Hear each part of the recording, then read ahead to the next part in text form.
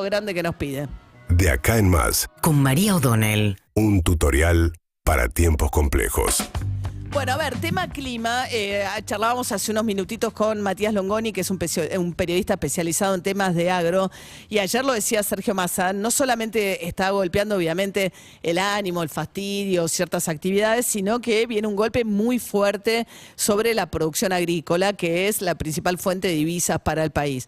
Ayer decía Massa, después de 2 años de pandemia, después de la guerra, viene la sequía.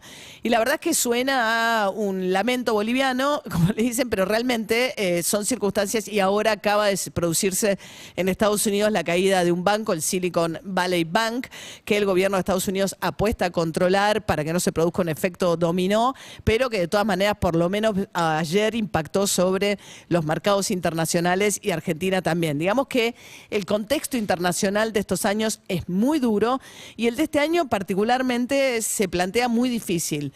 Porque el año pasado recordarán que se habló mucho de la escasez de dólares, porque fruto de la guerra lo que había ocurrido es que Argentina tuvo que importar energía a un precio más alto del que tenía previsto por la suba del precio del gas a raíz de la guerra y lo que significó perder, digamos, al mundo, a Rusia como proveedor. Bueno, pero en cambio la parte de los alimentos, de los granos, que es lo que Argentina le vende al mundo, se había visto beneficiada porque Ucrania es gran productora y al salir del mercado de Ucrania habían subido los precios, buena cosecha, entonces habías tenido una doble situación de buena cosecha con buenos precios, con lo cual la recaudación de dólares de ese sector del gobierno para el Estado Nacional, bueno, no alcanzó a compensarlo el gas, pero tuviste ahí una muy buena noticia. Bueno, ahora decís, bueno, perfecto, este año vamos a terminar finalmente en junio el gasoducto, ojalá, con lo cual teniendo a vaca muerta no voy a tener que gastar tanto dinero importando gas este año. Bueno, había solucionado ese tema. ¿Qué pasó? Bueno, la sequía está haciendo que las peores previsiones del sector, hay que ver finalmente cómo terminan las cosas, es que se perderían, nos decía Matías Longoni recién, 20.000 millones de dólares. El problemón del año pasado de falta de dólares fue por tener que gastar 5.000 millones de más en la compra de energía. O sea, sería un problema 4 veces más grande si efectivamente se cumplen los peores pronósticos. Ya en lo inmediato, para más es un sector que impacta mucho sobre precios, digamos, hay todo un efecto cadena de precios de alimentos, que es lo más sensible. El precio de la carne, que tiene un impacto enorme sobre el bolsillo, subió casi un 30% en el mes de febrero. Hoy a las 4 de la tarde se va a conocer el número de febrero y seguramente por primera vez vas a tener un número 12 meses anualizado por arriba de las 3 cifras. Así que tenés un contexto internacional muy difícil, una situación en términos de recaudación hacia adelante muy compleja, una inflación que no cede. Frente a esto, el gobierno... Sergio Massa anunció ayer que había renegociado las metas del acuerdo con el Fondo Monetario.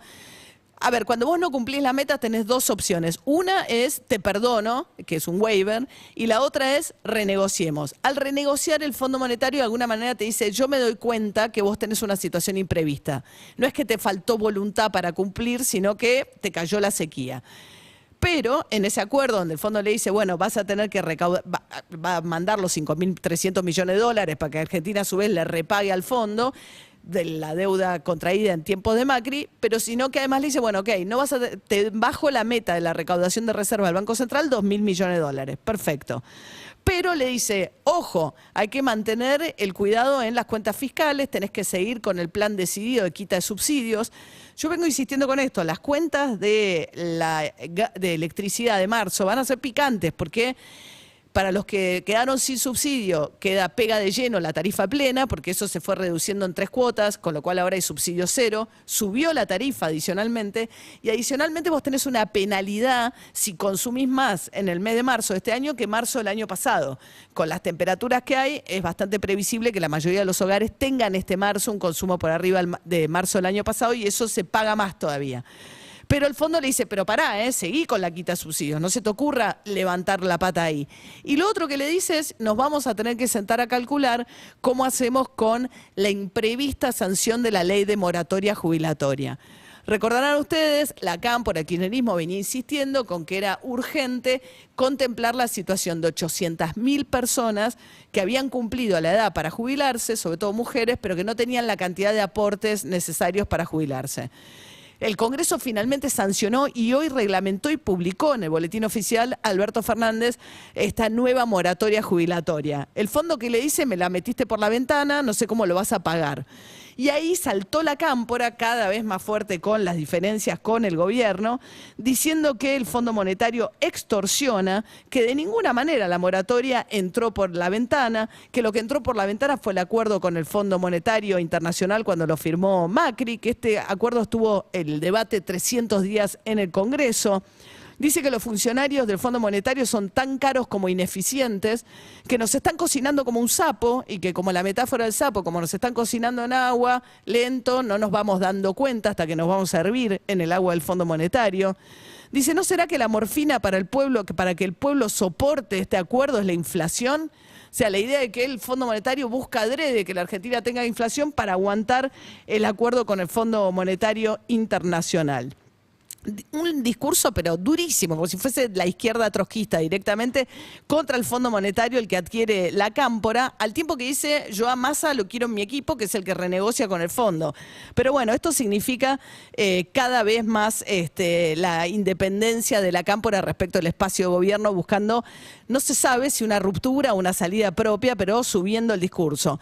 Dice que lo único que quería el Fondo Monetario era quedarse con nuestras riquezas, tomar el comando de la economía, quedarse con el trigo, el maíz, vaca muerta y las vacas vivas, el oro y las grandes reservas de agua. Dicen que ese es el objetivo del Fondo Monetario y que esto ya pasó en la Argentina con el golpe del 55 que generó la proscripción de Perón. Un discurso de los años 70, digamos, de la cámpora en contra del acuerdo con el Fondo Monetario y contra el Fondo Monetario Internacional, en base a este muy cuestionado, por buenas razones, acuerdo que firmó en su momento con Macri, pero ese discurso incendiario es parte de esta nueva realidad también. Una situación económica muy difícil y un gobierno cada vez más fragmentado y enfrentado. No te arrepientas de nada.